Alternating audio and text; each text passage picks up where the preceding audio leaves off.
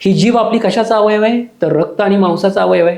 मग हे रक्त आणि मांस जर पित्ताने बिघडलं, जाईच्या पानांची चटणी जी तोंडाने आपण करत असतो ती व्यवस्थित मिक्स करायची आणि तोंडामध्ये सगळीकडे फिरवत राहायचं. मंडळी, तोंड येणं ही आपल्या समाजातली एक अतिशय गंभीर समस्या आहे. तोंड आलं की बोलता येत नाही, खाता पण येत नाही, अतिशय तीव्र वेदना होतात, टोचल्यासारख्या, आग झाल्यासारखी होते, दुखतं प्रचंड, कातरल्यासारख्या वेदना होतात. अशी बरीच वेदनेची स्वरूप आपल्याला या तोंड येण्यामध्ये पाहायला मिळतात. परंतु हे तोंड येणं म्हणजे नेमकं काय, का होतं? तर आपल्याला व्यवहारामध्ये माहिती आहे की B12 डेफिशियन्सी आणि B12ची इंजेक्शन्स पण घेतली जातात, परंतु काही केल्या तोंड काही बरं होत नाही, तोंड येणं काही बरं होत नसतं. मग हे होतं का? त्याच्या मागे कारण काय आहे आणि त्याचे काही उपाय आहेत का? याच्यावर एक छोटासा व्हिडिओ मागे बनवला होता. त्याला प्रचंड प्रमाणात लाईक्स आणि कमेंट्स मिळाल्या होत्या, व्ह्यूज मिळाले होते. परंतु आज त्याच्याच अनुषंगाने त्याच्यामध्ये कमेंट आल्या होत्या की आम्हाला उपाय सांगा, चांगले उपाय सांगा.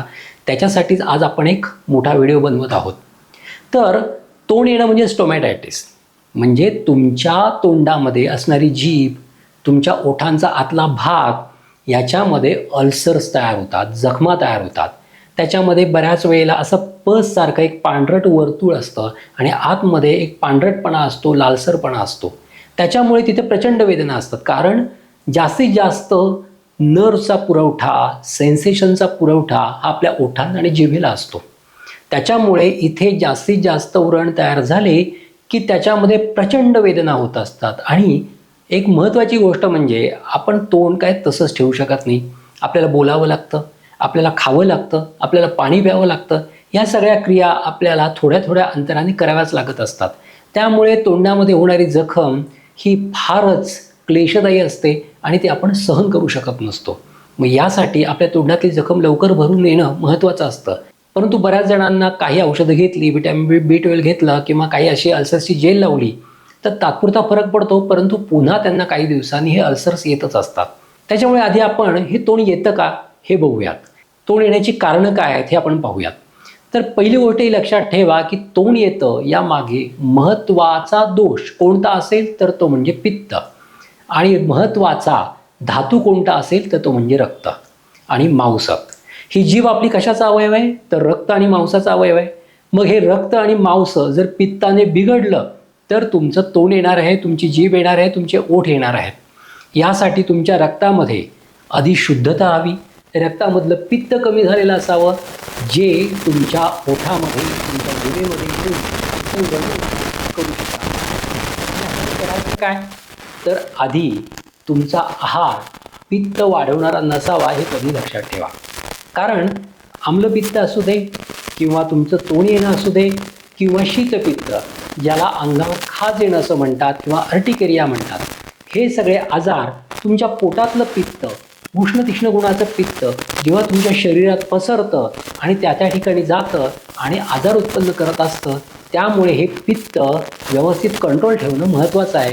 जर कुणाला पूर्वी आम्लपित्ताचा त्रास प्रचंड प्रमाणात असेल आणि एकदमच गायब झाला आणि तुम्हाला आता आम्लपित्ताचा त्रास होत नाही आहे, तर समजायचं की हे आम्लपित्त पोटात होतं, ते शरीरामध्ये गेलं आहे आणि कालांतराने तुम्हाला बाकीचे त्रास चालू होऊ शकतात. म्हणजे आम्लपित्त आहे, म्हणजे शीतपित्त आहे, म्हणजे अंगाला खाज येणं आहे, अंगावर गांधे येणं आहे, किंवा मुखपाक ज्याला आपण तोंड येणं असं म्हणतो, हे सगळे आजार तुम्हाला कालांतराने चालू होऊ शकतात. तर त्यासाठी काही उपाय आज आपण पाहणार आहोत की तुमचं तोंड जे येतं त्याच्यावर आपण उपाय काय करू शकतो का, घरच्या घरी काय उपाय करू शकतो. की पहिलं पाहिलं की तोंड येतं म्हणजे काय, ते B12 डेफिशियन्सी. सगळ्यात B12 डेफिशियन्सी आहे का हो? तसं अजिबात नाही. तुमचं B12 खूप छान आहे, परंतु तुमचा आहारच चांगला नाही आहे, तुमचा विहार चांगला नाही, तुमची झोप चांगली नाही, तुमची झोप स्ट्रेसफुल आहे, तुम्हाला झोप नीट लागत नाही आहे, तुमच्या आहारामध्ये जास्तीत जास्त तिखट गोष्टी, मसालेदार गोष्टी आहेत आणि तुमच्या आहारामध्ये दुधाचं प्रमाण कमी आहे. मग असं असेल तर तुमचं तोंड येणार नाही का? म्हणूनच B12 डेफिशियन्सी व्यतिरिक्त तुमचा आहारसुद्धा व्यवस्थित हवा, जो तुमच्या शरीरातलं पित्त वाढवणार नाही. आता एवढं तुम्हाला कळलं असेल की तुमचा आहार हा पित्त वाढवणारा नसावा, रक्त खराब करणारा नसावा, की जेणेकरून तुमच्या तोंड येण्यामागे जी कारणं आहेत ती नष्ट होतील. आता कारणं नष्ट झाली तर आजार नष्ट व्हायला वेळ लागत नाही आणि त्याचे उपाय केले तर त्याचा झटकन फायदा होताना दिसतो.